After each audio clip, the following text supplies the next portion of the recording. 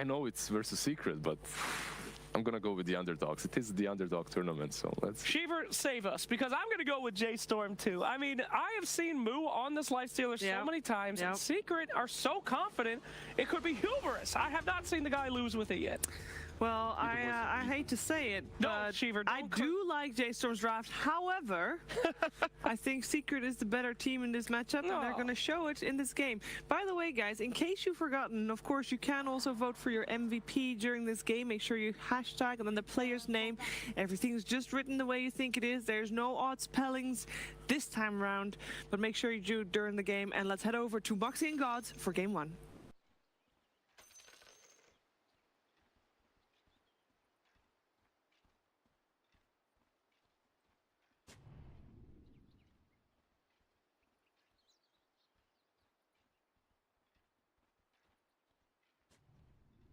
All right, well, 2 assassins enter. 1 assassin is going to be destroying the Ancient. But who will it be? Will it be the Phantom Assassin or the Templar one, Gods? What do you think?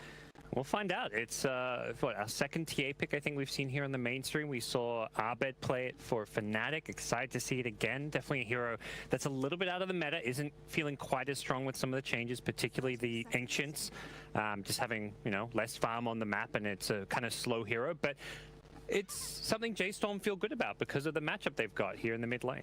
There's also definitely a Brile hero coming out with this TA. So I guess, you know, sometimes it's when your back's against the wall, you want to get those heroes that you're comfortable with and do feel, you know, like you've got a favorable matchup. But we'll find out for sure. Good to see the Zai 3-position Puck. Puck, a hero that Secret have shown a lot of prowess at this tournament, running as a support, a core, as both offlane as well as potentially mid, and something they've had a lot of success with. Zai was incredible in the last game with the Bounty Hunter, and that's, you know, a fairly elusive hero, but definitely, you know, Puck very hard to pin down, so I have a feeling we're going to see some really great plays coming out from Zai, but do you see a swap coming out with the lanes here? Moo making his way back down, and the Puck actually taking his time up in the top lane for Secret. Very interesting starting item from Tusk, getting this Blightstone. Something I feel like normally you'd expect an Orb of Venom if you want an aggressive laning item, but with the Puck there, who's a great laning harasser, he wants to have that minus armor so he can just amplify the Puck's harass, and, well, almost gets a first blood off of it. That lift barely comes out in time. Zai didn't have the orb up to chase. I feel like March is going to have a difficult time in this bottom lane, too, with the amount of harass coming out. The fact that Puppy, you know, he's going to be able to spam that Mist Coil. Yep. And from what we've seen out of Puppy playing this 5-position Abaddon, he's just going to spam the Mist Coil to heal up his carry, and then spam it to harass offensively, and then look to deny himself using his last bit of mana. So it's this incredibly efficient way to play the lane, where you die, you deny yourself, and you can TP back the lane with full health, full mana, and even bring your carry his items, and suddenly you've got a big advantage. It's definitely a value pick, and what was it? It was Liquid also doing that too. It was Liquid and Secret at the beginning of this tournament that really were playing this hero, but... haven't seen too many other teams pick up the hero just yet, but we'll see if that changes. I mean, Secret, you know, they're on the low bracket, but it is one of those heroes they had a lot of success with.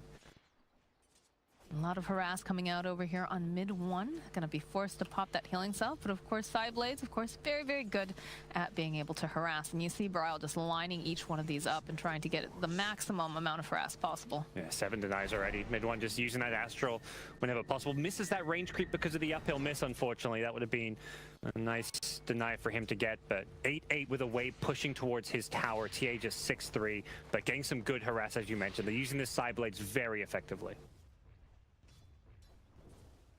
And sometimes what happens in these mid lanes, you can win the CS battle, but if you lose a lot of health to do so, you're forced to buy a lot of extra regen. So the net gain is sometimes, you know, not really there, where you kind of have an even lane despite getting more CS. All right.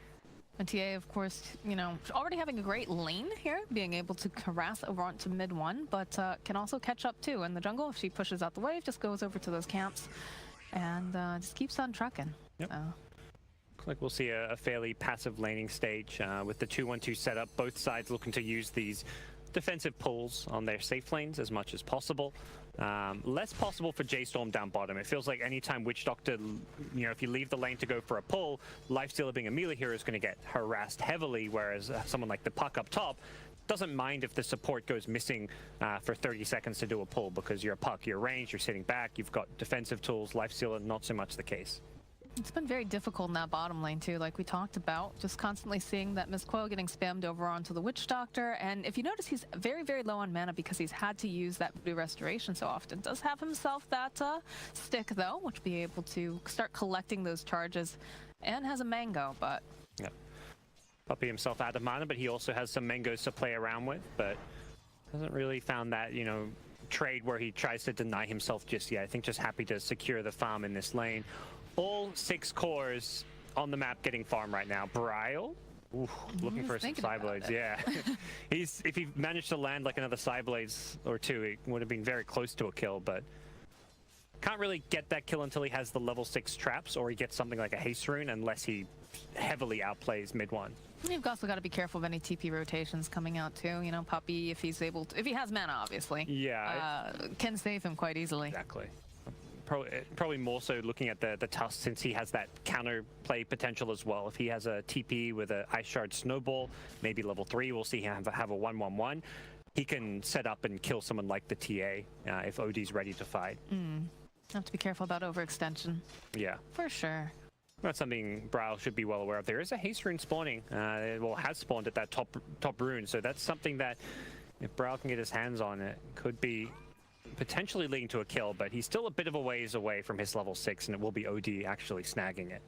I'm surprised that they didn't do more rune control coming out here from both sides, but like you said, you know, Witch Doctor can't exactly leave Moo in that bottom lane, and the top lane, you know, they're just trying to put out some damage and secure farm. Yeah, with the 2-1-2 setup, if either support leaves the lane, suddenly it's a 2v1, and there is a bit of an edge going one way, but Bounty Rune's coming out.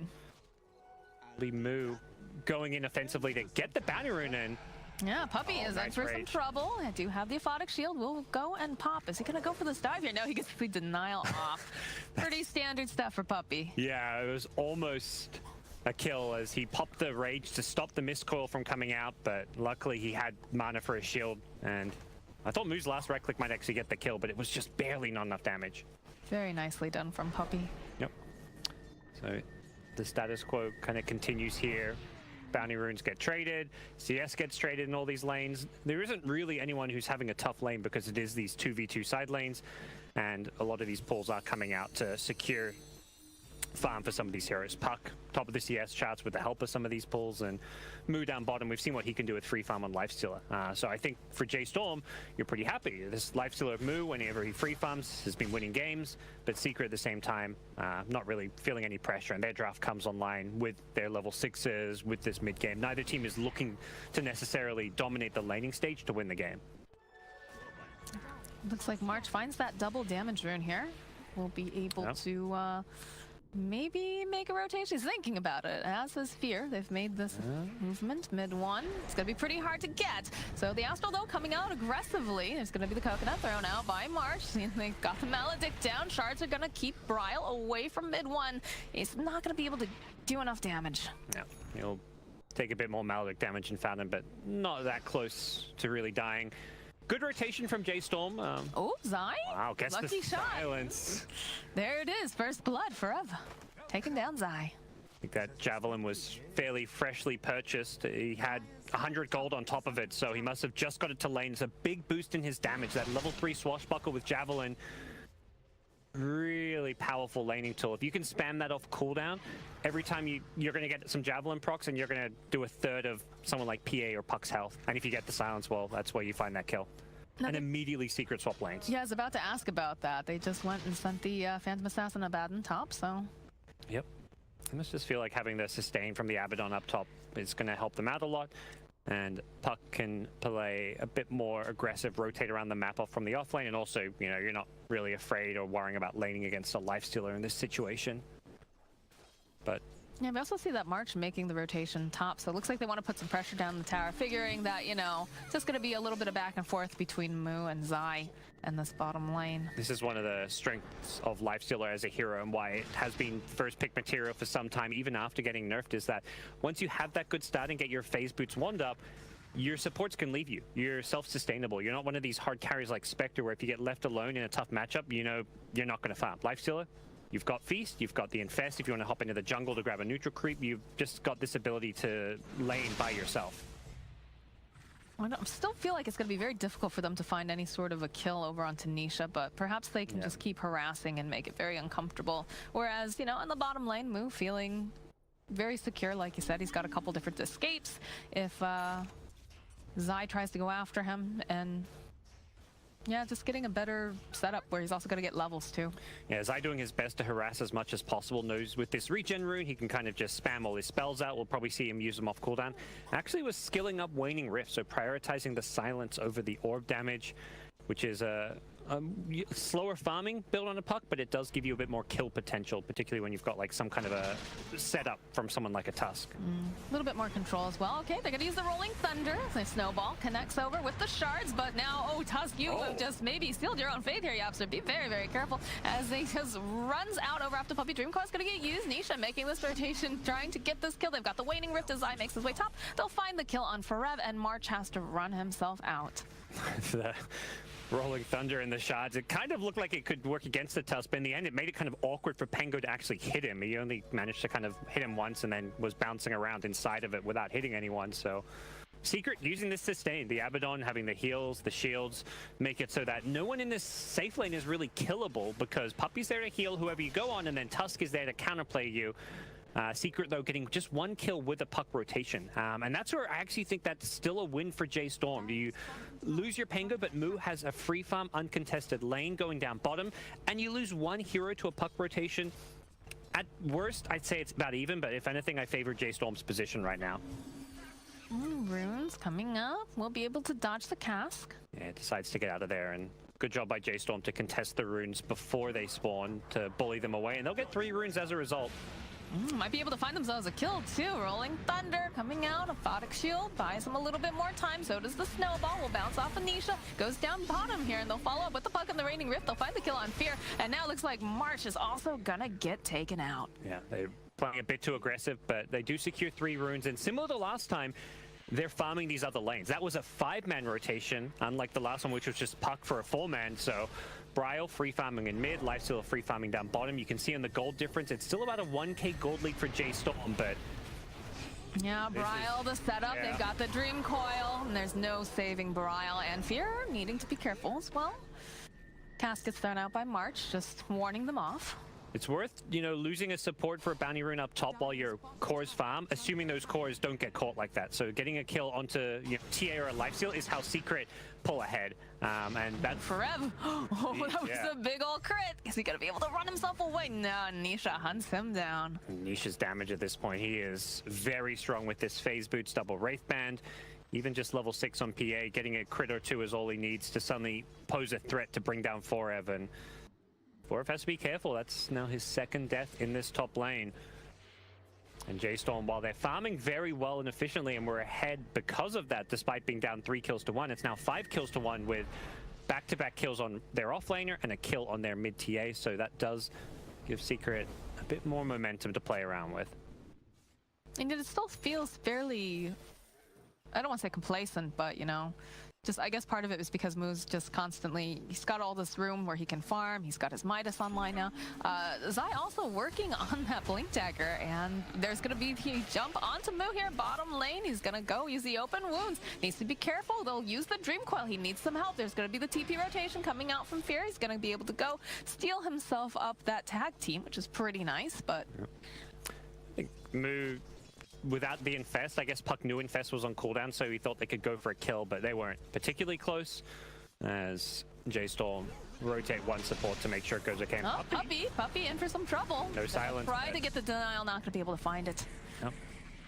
Bryle rotating in to make sure that fight goes okay, and J Storm now get their 2nd kill of the game and continue to just secure Moo a free game with all the action in these other lanes. Oh, Fear, not even safe in your own jungle. Shards don't connect though, and neither does that Snowball right there. So Fear slowly but surely trying to run out. Zai, I'm sure he really wants it. Does have the illusory orb. Is going to try to get a steal, but we'll find that kill. Nice try by Fear to get the orb still and then try orb away, I imagine, with the telekinesis, but fortunately for him, this Puck a little bit too scary at this stage of the game. Bryle, do you know that there's a bear in the trees? Yeah, what's the plan here? Zai Still has that double damage on him. Yeah, Braille maybe in some Bryle's trouble. gonna get dove here, I have a feeling. Up, Snowball comes out, silence, and the Walrus Punch. And mid one will be able to get that final hit. He just melted. Didn't even get a chance to use Refraction. Bit slow to react. He could have definitely used the Refraction before Snowball hit, but maybe he wanted to save it for the last possible second of the gank so that he could try and escape with it. But unfortunately for him, there was a silence to follow up the stun. But they continue, you know, to free farm this Lifestealer, but the worry is that Secret is completely controlling these other lanes now, getting repeated kills on TA, on Pengo, taking towers now. Lifestealer is a scary carry, but you don't want him to, you know, be your single core as this game goes on, particularly with a hero like TA. TA needs farm and to be playing from ahead typically. You don't really feel good about the game when you're playing catch-up as a TA. And we've talked about how, you know, with Moo farming quite well in this bottom lane, we need the other heroes to kind of do more tempo control, right? Oh boy, bottom lane, Moo in for some trouble. We'll get hit by snowball shards. It's Lightning Rift, everything. Yeah, just way too aggressive. I think you can do that if there's nothing to cancel your Rage TP. You can play this, okay, I'm going to farm under the enemy tower when they can rotate everyone in. But he sees the gank coming and he's like, I can't Rage TP away. So he has to save his Rage as a result. And then in the process of saving the Rage, he just gets silenced by the puck, so he doesn't even end up getting it off.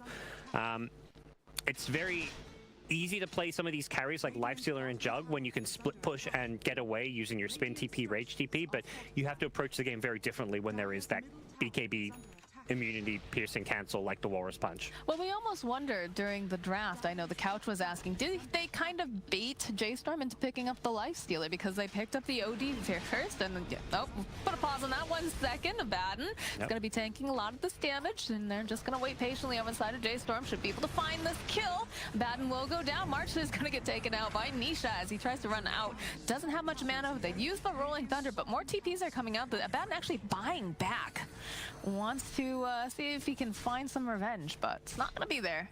We get a tower deny out of this, so that in itself is a decent chunk of gold being denied from J-Storm, which, you know, this first tier 1 tower or two that a team takes, if it gets denied, that's a lot of crucial early game gold being denied from them. So that in itself is maybe worth a buyback, because if Abaddon doesn't buy back, I imagine J-Storm try and force that fight. They can threaten to kill the PA in that situation if there's no Abaddon there, since PA had used the Blink Strike offensively to go in. But Moo, he rocks up to the top lane, and Puppey does not have ultimate still. No, he just used that final fight, and that's a die back. Now Nisha in for some trouble. Moo's chasing after this PA. They've got the Malik, just gotta be able to go. What a blink. Blink over to Zai here in the trees, just TP out. Zai has that Blink Dagger. Shouldn't get caught here. I believe he'll be able to just walk away. That is such a good position from Zai to be in, because otherwise, that's just a straight up kill, I want to say. I guess Rubik had used telekinesis already, but even so, they would have been able to likely just chase him down, do enough damage with the Maledict on him. So really heads up play from Zai, hiding in those trees, giving a Blink Strike target for the PA to escape to. It is back-to-back deaths on Puppey, not the biggest deal. He's just the 5-position Abaddon, and his farm at this point not too important. The downtimes are the most annoying part about it. Yeah, they have the Waning Rift that Fear just stole, so I'm not sure if she's going to be able to get out this time, although with mid one making the rotation, that Astral is going to be able to keep her alive a little bit longer. Zai in for some trouble, they're going to turn around, he's going to be able to go and hide himself away, use that Dream Coil, and it looks like maybe Zai making it out. They do have this Infest Bomb right now over in the Piango. March going to get hunted down, and the Infest comes out as they chase after Puppey. They know he could be an easier target, but over on the back lines here, Nisha, he's got his, as they drop the Sanity's Eclipse. March, Bryle taken down, and then Forev isn't gonna be long for this world, I have a feeling. Walrus Punch cleans him up, and they're gonna try to take down mid one, but it's a triple kill for Nisha. Oh, you can see how low the entire Secret team is. J-Storm were just so hungry to finish off some of those kills, and unfortunately for them, these Secret heroes are just a little bit too elusive. You've got the Puck, who's always hard to kill. He gets the phase shift off with just a sliver of health after a lucky shot silence, and that silence kind of baits them in. You'll see here that early silence coming out onto the Puck with a lucky shot. They think they have the kill, but it's just not the case. And the other save is the Astral. There's just so many defensive tools. The Puck with his own kit, the Astral as well. That silence there, if he hits him with that Rolling Thunder, J-Storm win this fight. And it was just maybe 0.1 seconds away from the Rolling Thunder landing, and instead it's Secret who come out on top with a 4-for-0 exchange. Puppey also rocking up to offer a lot of heals, a lot of sustain with the shields as well. And I believe they also popped the mech during that fight too. So it feels lately like what ends up working the best for these teams comes down to, you know, what kind of sustain do you have? Do you have a heal? Do you have, you know, tankier heroes? Yeah. It was so close. That fight could have been a 4-0 the other way almost. Pango looking for another silence, just right-clicking away. And I think yeah, Zai knows if he gets hit by a silence, he's dead there, so he plays it safe. Got their own mech picked up though on the Pango now, so. Yeah. But this puck pick against Pango, yeah, the silence kind of, the counter can go both ways if you hit puck with a silence, but the Dream Coil against the Rolling Thunder, a great way of locking Pango in place. Hi, Nisha. Yeah, he's got a Battle Fury already. He is farmed. For sure. For sure. Yeah, you know, I thought it was looking really good in that last fight too because Fear was able to steal the Waning Rift off of the puck, so Nisha not going to be able to do that cheeky, you know, jump away, but again, didn't matter. Did not matter. Oh. With the OD's defensive tools, the Abaddon, the Tusk Snowball save, 3 of these heroes have a save on Secret's side. And then you've got Puck who can just save himself. PA also has a Blink Strike, so very hard to secure these kills. And fortunately for J Storm, when you have going this Radiance lifesteal, you're generally looking for a longer, more drawn-out fight, and that's something that Secret are very well equipped for with their heroes. They've got the sustain from Mech, from Abaddon. They're going to be able to kite around that rage of lifesteal and wait for it to wear out, and then re-engage. And they're going to have the Greaves completed soon on the OD, which is going to make these fights even more difficult, especially because of that aura that pops off there. Yep. With Nisha's, it looks like he's going BKB. Had the Deso earlier queued up. But he can Roshan fairly early too if Secret win a fight. It does feel like they really baited out this Lifestealer because they have a lot of solutions on how to deal with him and also just the draft that's coming out now. I think it's, yeah, the important thing is, yeah, having a way to kite around the rage more than anything, and then also threaten to kill him, which they've got with the Puck Silence, the PA burst damage. And the first pick OD, first overall pick of the entire draft. You know, it shows a lot of confidence in what Mid One can do with this hero. He can play it as the scaling carry, but he can also play it more as this utility OD, where he goes for what we're seeing at a lot of the mids, this Guardian Greaves build. We see SFs go it, and here we are seeing an OD get it as well. They're gonna go jump in that Roche pit and hopefully get themselves a nice early Aegis. Doesn't look like anyone on the side of J Storm is particularly worried about this or wants to contest it at this time, so. They're not ready to fight. Mu is very Radiance. Close to Radiance and ooh, uh-oh. Alright. Fear could be in for some trouble now. Yeah, for sure. Mid One just running down. They'll get the Witch Doctor ultimate off, trying to do a decent amount of damage here, but they need just a little bit more, and they need that lockdown in place, so Fear will fall. Yep. This 5k gold lead at the top is, at this stage before Radiance comes online, more like a 10k gold lead, because there's basically 5k in Lifestealer that he's not spending, doesn't have an item, so until he has Radiance, this gold lead is even bigger than it looks. Nisha is just so terrifying right now. How can you possibly take down this Phantom Assassin? She's got that. Yep. Aegis online, 9-0 and 2 gods. This is a very, very scary PA at this time. 2 lives, an Abaddon with aphotic shields to put on him, Mistcoils, snowballs, and we're going to see a BKB. So with the magic immunity, PA can just jump in, go on the supports, instantly kill them, and there's nothing those supports can do about it. The J Storm don't have those saves unless Rubik gets a spell steal on something like an Astral. Do have the Radiance online though for the Lifestealer, so there's a little glimmer of hope. And Brile, of course, having the Blink Dagger and the Dessa. I just feel like this TA hasn't done what we were hoping to see, right? You really want this hero to be able to pump out a lot of damage early, get the jump on people and start to snowball, and that just hasn't been the case for Brile. The way J Storm were playing the first maybe 10-15 minutes of the game was really solid, though. Keeping it even, they were giving up a few kills to trade for farm, but then a few kills turned into a whole lot more, and that's where things really fell apart. All right, well, Puppey looks like he's going to tank this gank right now. Yeah, I don't know if they want to commit to Puppey. They have Zai on the bottom. They'll pop the ultimate and the trap over here. Shards come through. Zai jumps in with a nice Waning Rift and the Dream Coil. And it looks like After going to run himself in and just punch this Mid One. Now in for some trouble after getting that kill. There's a lot of damage pumped out here from this Witch Doctor. Can they find it? Oh, Brile is waiting patiently over here, hoping that he can get this last hit. The Shards come through, trying to save him. Not going to be quite enough. But Zai finding the kill on Forev as he splits that fight. Now Brile, that refraction not going to last long enough. Good bounces, though, coming out from the Coconut. but the missed coil finding the final blow on Bryle. They will just blow up the lifestealer to start that fight, and that makes it so hard for J-Storm. They were waiting for this Radiant's timing, and then that key hero, their strongest hero on their side, gets deleted before the fight even begins. He doesn't do any real damage that fight. It's the Witch Doctor, the Pengo, the TA who clean up the one kill they get in the end, but a Puck Blink silence followed up by a tough snowball in, and OD, they know if he gets rage off, that fight can turn around. Well, Yap's feeling real confidence. He just walks right into this base, finds a kill on Fury. He's in for some trouble, but he should be able to just TP out. Some balls of steel on Yapsor as he just goes diving in, and some big old snowballs. Oh my. Yeah. Moo comes back. He's going to have to go into some kind of item, I feel like, to get rid of this Puck silence. Like maybe we'll see a Manta style after the medallion he's got queued up, but his, you know, you don't really want to go into farm mode right now because Secret's just going to be out farming you. They've got Puck to push out waves, OD, PA. They've got 3 scaling cores effectively. TA, yeah, it is a scaling core. Like it's not just all on the lifestealer, but TA playing from behind is not a hero that's going to go amazingly well into the late game. Here's a double damage rune top. Double damage. You see mid one find it. Nisha just walks on over, takes it. They're just going to keep running at J-Storm right now. There is no time to catch up. Fear is just going to get obliterated. Okay. Yep. Can't 2 hits. more. March not looking so healthy now. Sai uses that Dream Coil. Dagger comes out from Nisha. They'll split up nicely. And Walrus Punch comes out. Nisha finding the final hit again. So that's going to translate easily into a tower push and into the high ground most likely. Yeah, this PA can just right-click tier 3s. You've got plenty of backup, and Just still got the Aegis too. if you go near, you're going to get Stifling Daggered and jumped on. So this may just be a free, uncontested lane of Rax. TA is still in the top lane. Lifestealer's farming the enemy jungle, and J-Storm showing no signs of defense. And it's not because they don't have TPs or don't want to defend, it's just because they can't defend. Secret is too strong right now with this mid-game Aegis timing. The double damage on top of that did not help the side of J-Storm, but they'll back off after tower and let Rax.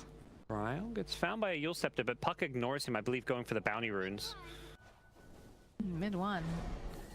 Just makes the rotation, uses up that Midas. A little bit of a fight over in the mid lane, but they might have gotten baited here. Walrus Punch to open up, all with the Rolling Thunder. Nisha's got that BKB. He's only got eyes for Moo right now. Decent amount of damage coming out as they get that steal, but they'll find the kill over onto Yapster. Now Moo forced to run back. The heal and the sustain coming out from a van doing so much. Dream Coil's going to get used, though, over onto Farev. Dagger still being thrown out on Moo. They only want to take him down. They're paying attention to him. And eventually, looks like Nisha says, all right, fine. I didn't want to murder you right now anyways, as the Aegis does get reclaimed. It's just ignoring this Witch Doctor. Full channel Death Ward doing next to no damage to the PA. PA could have just Blink Striked on the Witch Doctor, deleted him, but he really wants that kill on Moo. Unfortunately, with the Radiance mischance and this newly picked up Medallion of Courage, there's a decent amount of armor. Lifestealer has bonus armor from Phase Boots, Medallion, so he is fairly tanky against the physical damage, and Nisha going for Battle Fury BKB rather than Battle Fury Deso means there's just a little bit less single target burst damage to actually deal with him, but in the end, you know, no casualties for Secret, even though they really were gunning for that Lifestealer while ignoring some of the supports. It would have almost won them the game if they kill Moo there, but good news for J-Storm is they are still in this one, but they need to be active on the map. The second they get this BKB on TA, they need to find themselves a good team fight. Absolutely. It seems like they're trying to be very defensive right now. If they find anything that falls into their lap, any sort of a pick-off, I'm sure they'll be happy for it. But it's tough. They need this TA to really start dishing out a lot of damage. And of course, they need to keep Moo alive and have Moo put out the damage as well. But Nisha, very, very strong. Doesn't have, you know, the Dessa like you said, but the BKB is proving to be an issue because she's got crits. She's got crits, she's got Zai setting up. So, oh, the Dessa's finished, okay. Yeah, Nisha's incredibly farmed. The haste gets pop on the Puck. They just need that lockdown. They had the sucker punch in this case. Nice. Yeah, they punish him with the ward vision there. Having a ward on that cliff allows them to get the kill. Secret will be well aware of it.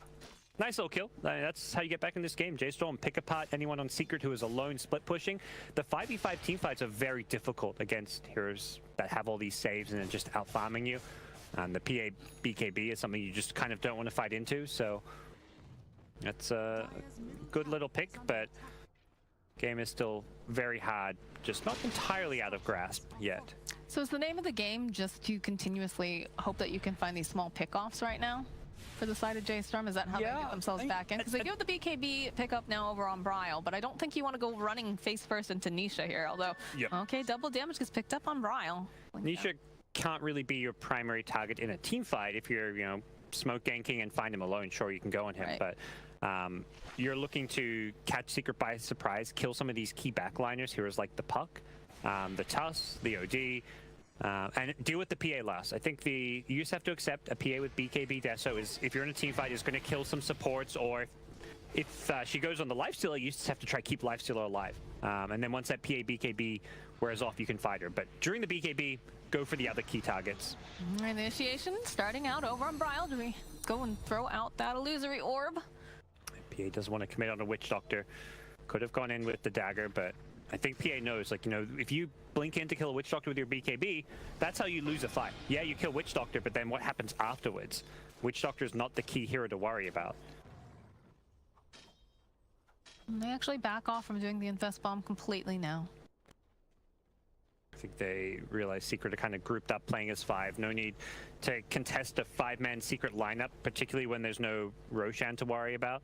At least not right at this second. It will be respawning in a couple of minutes, which is something that for J-Storm, they know the exact respawn of.